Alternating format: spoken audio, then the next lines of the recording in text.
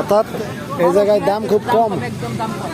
এইসব বাজারে অন্য যে সুপার মলগুলো আছে বা সুপার মার্কেটগুলো আছে সেই জায়গাতে এইসব জায়গাগুলোর দাম প্রচুর পরিমাণে কম থাকে।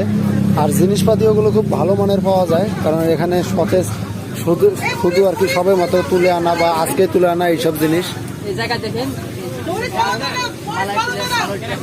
দোকান করতেছে, সব বাংলা কথা বলতে।